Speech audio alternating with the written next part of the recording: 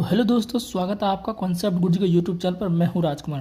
देखिए, आज जो मैं आपको बताऊंगा वो है एपी चैप्टर से जितने भी प्रश्न आएंगे, चाहे वो 2 नंबर के हो और 5 नंबर के हो, वो सारा प्रश्न आपसे बनने लग जाएगा अगर आप इस क्लास को पूरा देख लेते हैं। ठीक है ना। इसमें मैं आपको कॉन्सेप्ट से लेकर सवाल तक सब चीज़ कराऊंगा, इसलिए आपसे निवेदन है कि ध्यान से देखिएगा। जिनको अभी तक ये चैप्टर समझ नहीं आया है, मैं वादे के साथ कह सकता हूँ आपको ये चैप्टर वीडियो देखने के बाद 100% समझ आएगा, इसलिए इसे ध्यान से देखिएगा। ठीक है ना। तो हम ज़्यादा आपको घुमाएंगे नहीं, इतना सिंपल मेथड बताएंगे कि एक बार में आपको समझ आ जाएगा। ठीक है ना। देखिए, एपी चैप्टर का नाम क्या, एपी आता है। आपको पता है कि इसमें 3 चैप्टर होता है, 5.1, 5.2 और 5.3, 3 चैप्टर हैं। इन तीनों चैप्टर से अगर हम प्रश्न की बात करें तो आपका 10 से 12 नंबर का एकदम फिक्स है, अइबे करेगा, ऑब्जेक्टिव और सब्जेक्टिव मिला कर। ठीक है ना। तो चलिए हम स्टार्ट करते हैं। देखिए, एपी का मतलब इसको हिंदी में बोलते हैं समांतर श्रेणी, इंग्लिश में बोलते हैं अरिथमेटिक प्रोग्रेशन। ठीक है ना। एपी का मतलब क्या होता है ना, कोई श्रृंखला है। श्रृंखला मतलब एक तरह से लाइन समझिए।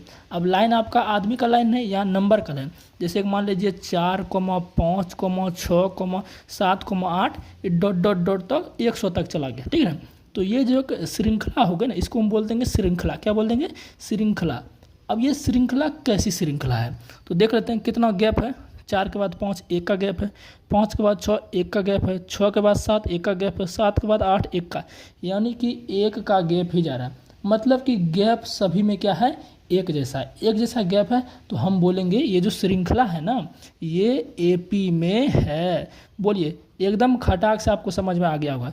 एक और उदाहरण देते हैं, जैसे 6 ले लेते हैं, 8 ले लेते हैं, 10 ले लेते हैं, 12 ले लेते हैं, डॉट डॉट डॉट ये 20 तक चला गया। तो आप खुद बता सकते हैं कि ये श्रृंखला में है कि नहीं।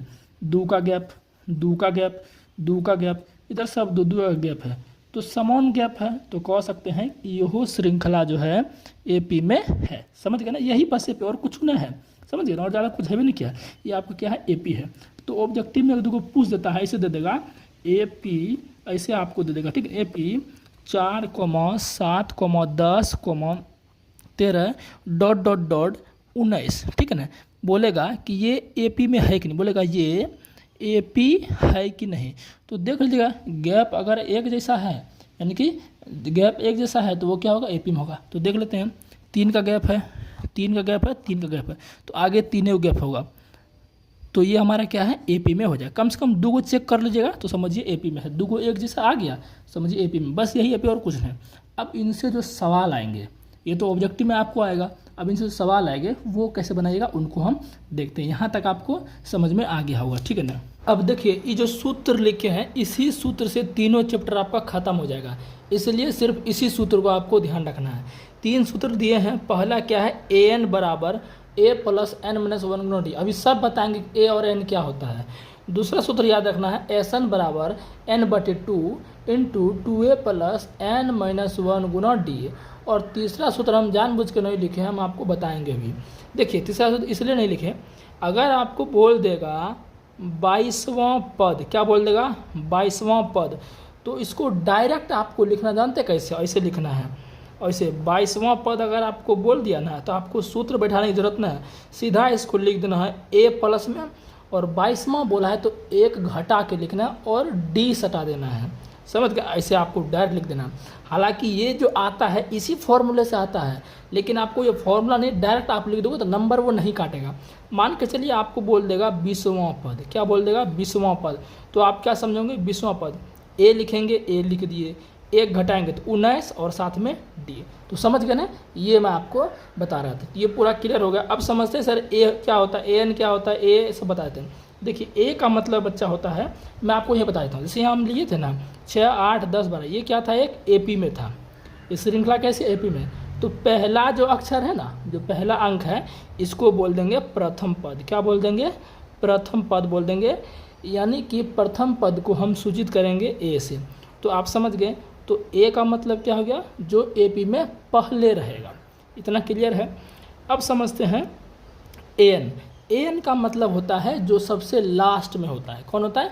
जो सबसे लास्ट में होता है उसे कहेंगे अंतिम पद। तो लास्ट में यहाँ कौन है? 20। तो ये 20 हो गया, हमारा एन हो गया। उम्मीद है ये भी समझ गए होंगे। तो ए एन और ए समझ गए क्या होता है। एन क्या होता है? एन होता है आपका पदों की संख्या। क्या होता है? पदों की संख्या। यानी कि इसमें क्या गो है। जैसे मान लीजिए इसमें देखिए 4 यानी 1 2 3 4, अभी और ये बढ़ेगा, 13 के बाद 16 आएगा, है ना, 16 3 19 हो ही गया। तो 1 2 3 4 5 6 यानी 6 पद है, यानी कि जितना पद रहेगा वो n का वैल्यू है। क्लियर हो गया।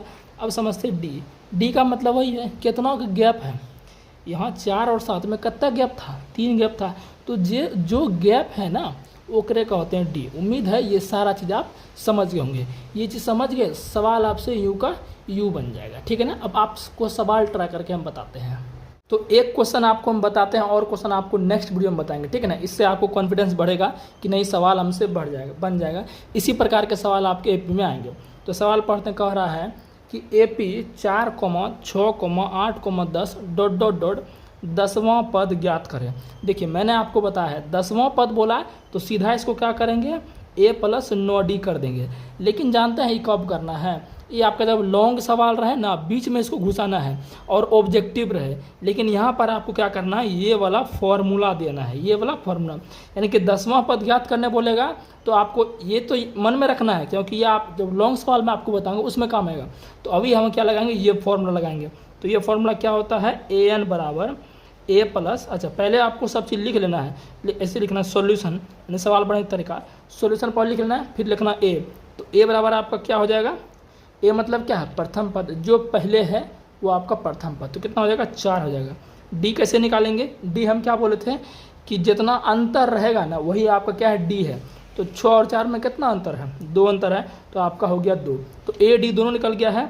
अब NO निकाल लेते हैं। क्यों सर ये सब क्यों निकाल रहे हैं, क्योंकि फॉर्मूला में ये सब ना है, इसीलिए आपको पता होना चाहिए।